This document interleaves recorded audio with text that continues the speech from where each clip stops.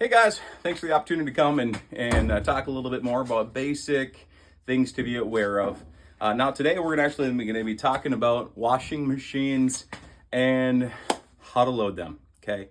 Now if you want how to separate colors, all of the bleaches, all of that, find a different video. That's I haven't done laundry for a long time. But what I do know, and the basics that I do know, is to keep things simple. Now, one of the things that I've noticed coming into some of these different homes is many times people are absolutely overloading the washing machine, right? Now, one thing with it is I'm going to go ahead and just throw a pillow. If you look in here as we do this, we got a pillow, got a jacket, we're going to throw just another jacket in. But if you can kind of see, like there's still room if you wanted to stuff stuff in. However, one thing that I will say is that if you stuff a bunch of stuff in, number one, your stuff is not going to get clean. It's not going to be able to kind of move and shake and move and get clean and let the beaters beat all the dirt off of it and the grime and the stuff that needs to come off. So it's better to do more loads with less, something similar to this where you could still jam stuff in, but things aren't going to get clean. It's still going to be gross, okay?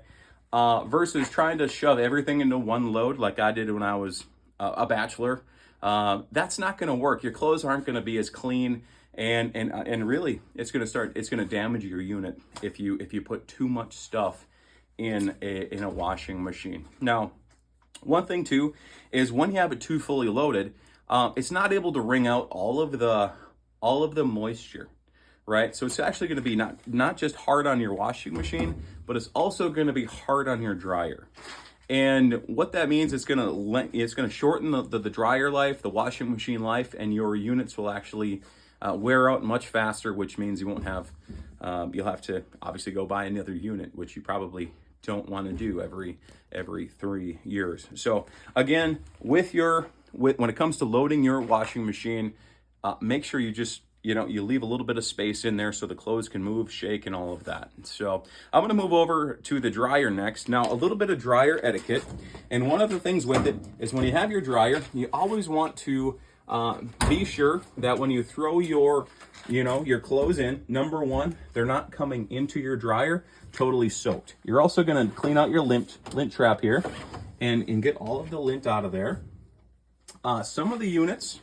Some units do have the lint trap on the top that pull out, okay?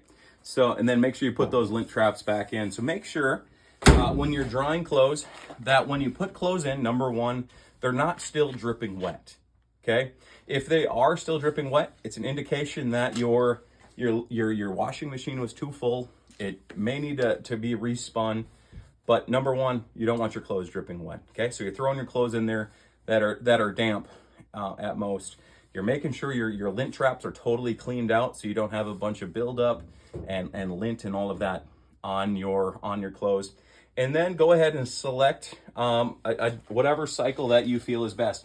I would suggest just a regular cycle.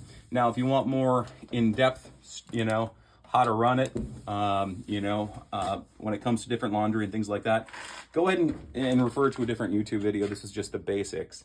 And then go ahead and turn it on. So number one, you don't want your clothes dripping wet. Number two, clean out your lint trap. Number three, select your appropriate dry cycle. So with that, thank you for the opportunity to share. Appreciate it, guys.